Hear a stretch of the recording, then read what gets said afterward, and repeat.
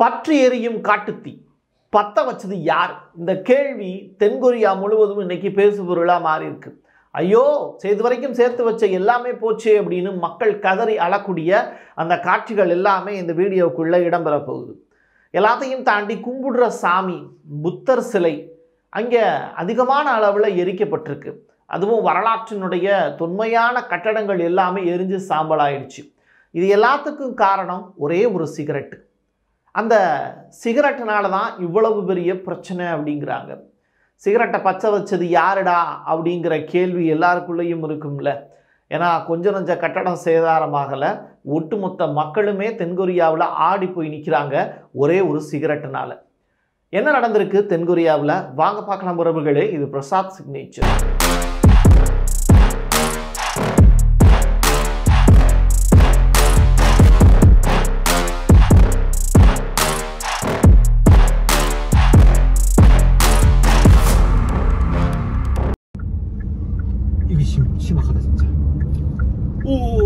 கொரியாவுக்கு நிறைய பேர் போயிருக்கலாம், கொரியாவை பற்றி நிறைய பேர் படித்து தெரிஞ்சிருக்கலாம், கொரிய மக்களை நிறைய பேர் பார்த்துருப்போம். குட்டையாக இருப்பாங்க, அழகாக இருப்பாங்க, சிகப்பாக இருப்பாங்க, மூக்கு இருக்கா இல்லையா அப்படிங்கிறதே அவங்களுக்கு தெரியாது. அந்த அளவிற்கு நம்மளை தான் பார்க்குறாங்களா அப்படிங்கிறது கூட தெரியாத அளவுக்கு அவங்க கண்ணும் ரொம்ப குட்டியோண்டாக இருக்கும். நம்ம ஊரில் இருக்கக்கூடிய ரஜினிகாந்தை கூட கொரியாவில் இருக்கக்கூடிய மக்கள் தன்னுடைய நாட்டுக்காரனா சொந்தமாக கொண்டாடுவாங்க. ஏன் அப்படின்னு கேட்டால் ரஜினிகாந்தனுடைய கண்ணு ரொம்ப சின்னதாக இருக்கும். அதனால் கொரியாவில் ரஜினிகாந்தனுடைய படங்கள் கூட அதிகமாக ஓடும். இதெல்லாம் தனி. கொரியாவினுடைய வரலாறுன்னு ஒன்று இருக்குது. அது என்னப்பா நார்த் கொரியா சவுத் கொரியா அப்படின்னு கேட்டால் ரெண்டு தனி வேறு நாடுகள் இருக்குது. இப்போது பற்ற வச்சிருக்கக்கூடிய நெருப்பு அப்படிங்கிறது பற்றி எரிகிறது எங்கன்னு கேட்டிங்கன்னா தென்கொரியாவில் தான். கிறிஸ்தவர்களும் வாழ்கிறாங்க, புத்த மதத்தவர்களும் வாழ்கிறாங்க. ஆனால் புத்த கோயில்கள் அதிகமான அளவில் சேதாரமாயிருக்கு. 673 புத்த கோயில்கள் எரிஞ்சு நாசமாயிருக்குன்னு சொன்னால் நீங்கள் நம்புவீங்களா? அந்த அளவிற்கு ஒரு காட்டுத்தீ ஒட்டுமொத்த புத்த மடாலயங்களையுமே எரித்து சாம்பலாக்கியிருக்கு தென்கொரியாவில். இது இயற்கையாகவே நடக்கலப்பா, இது செயற்கையாக நடந்த ஒரு விஷயம் அப்படின்னு சொல்கிறாங்க தென்கொரிய மக்கள். விசாரணையில் ரொம்ப திடுக்கிடக்கூடிய சம்பவங்கள்லாம் நடந்துச்சு. அது என்ன அப்படிங்கிறதெல்லாம் நம்ம தெரிஞ்சுக்கிறதுக்கு முன்னாடி சில வீடியோக்கள் நம்மளை ரொம்ப ஆச்சரியப்படுத்துச்சு. முதல்ல பத்தி எரிகிற காட்டுத்தீயினுடைய வீடியோக்கள் தான் ரொம்ப முக்கியமானது. அதை பார்த்துட்டு வாங்க.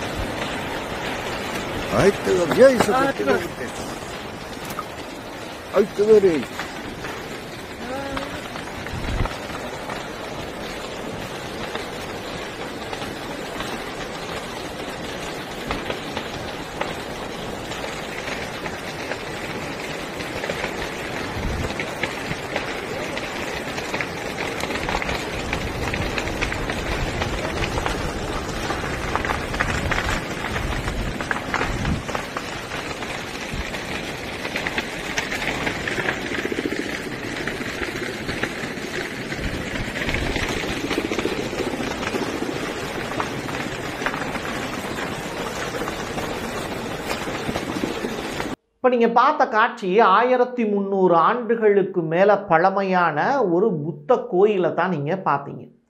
இந்த கோயில் எரிஞ்சு இன்றைக்கி நாசமாக போயிடுச்சு. உள்ளே இருக்கக்கூடிய புத்த விகாரங்கள் எல்லாமே எரிஞ்சு போச்சு. இன்னும் நிறையா கோயில்கள் இருக்குது. அதெல்லாம் காட்டுத்தீயால் பாதிக்கப்படாமல் இருக்கணுங்கிறதுக்காக நம்ம ஊரில் கொரோனா காலகட்டத்தில் சாமிகளுடைய முகங்களுக்கு முகமுடி போட்டு மூடினாங்கல்ல, அது மாதிரி அந்த வெப்ப காற்று புத்தருடைய சிலை மேலே பற்றக்கூடாது அப்படிங்கிறதுக்காக புத்தருடைய சிலையை துணியால் போர்த்தி அதை காப்பாற்றுறாங்க தென்கொரிய மக்கள். என்ன நடந்தாலும் காட்டுத்தீயை அணைக்க முடியுமான்னு பார்த்தா ஒரு ஃபயர் ஃபைட்டர் சூப்பராக அந்த தீயை அணைக்கிறதுக்காக போராடின காட்சி என்னை ரொம்ப கவர்ந்து எடுத்தது.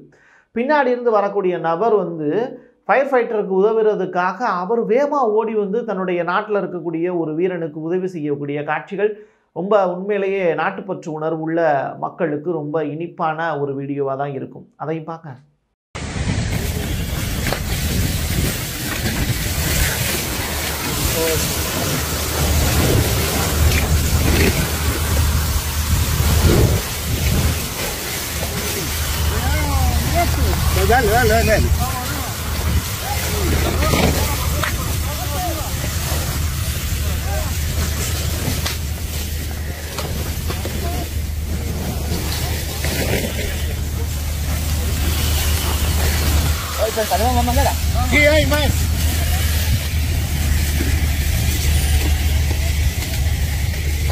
இவ்வளவு பெரிய காட்டுத்தீ தென்கொரியாவில் ஏற்பட்டிருக்கு. இதனால மக்கள் எவ்வளவு பேர் செத்து போயிருக்காங்க அப்படின்னு கேட்டா அஃபிஷியல் அனௌன்ஸ்மெண்ட் படி 30 பேர் இறந்து போயிருக்காங்க.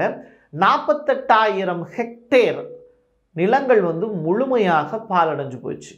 இந்த பாலடைஞ்சு போல அந்த நிலங்கள் எல்லாத்துலேயுமே மக்கள் வாழ்ந்திருக்காங்க. 30,000க்கும் மேற்பட்ட கட்டிடங்கள் சேதாரமாயிடுச்சு. நீங்கள் யோசிச்சு பார்த்தீங்களா, மியான்மர், தாய்லாந்துல எல்லாம் நிலநடுக்கம் ஏற்பட்ட வீடியோக்களை நம்ம போஸ்ட் பண்ணியிருந்தோம். அதற்கு பிறகு கிடைச்ச தகவல்கள் தான் ரொம்ப ஆச்சரியமானது. 1000க்கும் மேற்பட்ட மக்கள் தாய்லாந்துலேயும் மியான்மர்லேயும் இறந்து போயிட்டாங்க அப்படிங்கிற விஷயம்.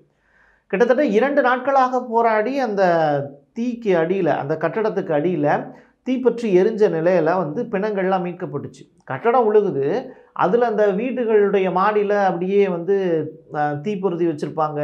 சில பேர் வந்து சமையல் வேலை பார்த்துருப்பாங்க. அப்படி வந்து பார்த்திங்கன்னா கட்டடத்துக்கு அடியில் தீப்பற்றி எரியக்கூடிய காட்சிகளும் தாய்லாந்துலேயும் மியான்மர்லேயும் நடந்துச்சு. இது எல்லாத்தையும் தாண்டி நம்ம ஒரு விஷயத்தை யோசிச்சு பாருங்கள். இந்த தாய்லாந்துலேயும் மியான்மர்லேயும் அதிகமான அளவில் புத்த விகாரங்கள் இருக்குது, புத்தருடைய சிலை இருக்குது. இந்த நிலநடுக்கமும் சரி, இயற்கை பேரிடரும் சரி, யாரை அழிக்க வந்தது அப்படின்னு கேட்டால் ஒட்டுமொத்தமாக புத்தருடைய கோயில்களை அழிக்க வந்ததாக என்னால் பார்க்க முடியுது. கால்குலேட் பண்ணி பார்க்கும்போது 1000க்கும் மேற்பட்ட புத்தருடைய சிலைகள் மியான்மர், தாய்லாந்து, அதற்கு பிறகு தென்கொரியா, இந்த 3 நாடுகள்லையுமே 1000க்கும் மேற்பட்ட சிலைகள் அகற்றப்பட்டிருக்கு. இந்த இயற்கை பேரிடரை சாதகமாக பயன்படுத்தி அதிகமான அளவில் புத்த விகாரங்களை அகற்றியிருக்காங்க மக்கள். இதுதான் ரொம்ப ரொம்ப இம்பார்ட்டண்ட்டு. இதை தெரிஞ்சு செய்கிறாங்க, தெரியாமல் செய்கிறாங்க அப்படிங்கிறத தாண்டி ஒட்டுமொத்தமாக கோயில்கள் அப்புறப்படுத்தப்பட்டு கொண்டிருக்கிறது இந்த 3 நாடுகள்லையுமே. இதுதான் ரொம்ப ஹாட்டான ஒரு நியூஸ். சரி பிரசாத், இந்த தென்கொரியாவில் வந்து ஒரு சிகரெட்டை பற்ற வச்சாரு அப்படின்னு சொல்கிறீங்களே, அவர் யார் அப்படின்னு கேட்டால் அவர் தான் இந்த இடத்துல வந்து மிகச்சிறந்த ஒரு வில்லனாக அறியப்படுகிறார். தென்கொரியாவினுடைய வில்லன் அப்படின்னு அந்த நபர் வந்து அழைக்கப்படுகிறார். அவருடைய பெயர் என்ன அப்படின்னு தெரில. ஆனால் அவர் கல்லறை தோட்டத்தில் தன்னுடைய அப்பாவுக்கும் அம்மாவுக்கும் இறுதி மஞ்சளி செலுத்துறதுக்காகவும் ஒவ்வொரு ஆண்டு வருவாங்கள்ல, அந்த கல்லறையை சுத்தம் பண்ணிவிட்டு அதில் வந்து வச்சு வணங்கிட்டு போகக்கூடிய வழக்கங்கிறது இன்னமும் நம்முடைய நாடுகளில் இருக்குது. அதே மாதிரி கல்லறையை சுத்தம் பண்ணிவிட்டு அவர் என்ன பண்ணுறாரு, அங்கேயே உட்காந்து ஒரு சிகரெட்டை பிடிக்கிறாரு. சிகரெட்டை பிடிச்சவர் சும்மா இருக்காமல் அங்கே இருக்கக்கூடிய அந்த காஞ்சு போன இலைகள் இருக்குல்ல, அதாவது ஆக்சுவலி அவர் கல்லறையில் உட்காந்து சிகரெட்டை குடிக்கிறார். சிகரெட்டை குடிச்சிட்டு கல்லறையில் யார் இருக்க போகிறா, இறந்து போனவங்க தான் இருப்பாங்க, அவங்களுடைய உடல்கள் தான் இருக்கும். அப்போ பற்ற வச்சுட்டு தலைவர் கீழே போடுறாரு. சிகரெட்டை கீழே போட்டால் அணைக்கணும், அதுதான் யதார்த்தமான ஒரு நல்ல விஷயம். ஆனால் இன்றைக்கி இருக்கக்கூடிய பய உலகே எவனுமே அதை செய்கிறதில்ல. சிகரெட்டை பிடிச்சி போட்டுட்டு கீழே போட்டுறாங்க, அது அடுத்தவங்களுடைய காலில் போய் சுடும். ஆனால் அங்கே தென்கொரியாவுடைய பரிதாபமான நிலை என்ன அப்படின்னா, விதின்னு சொல்லுவாங்கல்ல, அது மாதிரி அங்கே ஒரு நடந்த நிகழ்வு என்னென்னா, கீழே அவர் போட்ட அந்த சிகரெட்டு துண்டுனால அந்த காஞ்சு போன இலையில பட்டு அப்படியே கொஞ்சம் கொஞ்சமாக ஸ்ப்ரெட் ஆகிருக்கு. இந்த 56 வயது முதியவர் கிளம்பி போயிட்டார். ஆனால் இவர் போனதற்கு பிறகு கொஞ்சம் கொஞ்சமாக பரவிய காட்டு தீ அப்படியே ஒட்டுமொத்தமாக மலமலன்னு அந்த கல்லறை மட்டும் கிடையாது, பக்கத்தில் இருக்கக்கூடிய புத்தருடைய கோயில், பக்கத்தில் இருக்கக்கூடிய கட்டடங்கள், பக்கத்தில் இருக்கக்கூடிய மரங்கள், காடு தான், சுற்றி காடு, அந்த காட்டில் அப்படியே தீ பரவ ஆரம்பிச்சிருச்சு. கிட்டத்தட்ட 3 நாட்களாக போராடிக்கிட்டு இருக்காங்க, அந்த தீயை அணைக்கவே முடியல. எரிஞ்சுக்கிட்டு இருக்கே காட்டு தீ. இது வந்து சாலையோரங்களில் போயிட்டு இருக்கக்கூடிய மக்களும் சில பேர் வந்து கேப்சர் பண்ணி அனுப்பிச்சிருக்காங்க. அந்த காட்சிகளும் ரொம்ப ஷாக்கிங்காக தான் இருக்குது.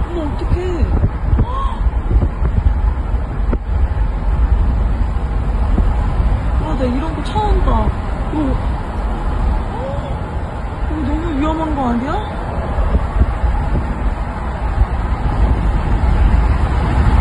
இதெல்லாம் பார்த்து உலகின் பல்வேறு நாடுகள் அந்த கொரிய மக்களுக்கு உதவி பண்ணுறதுக்காக வர்றாங்க.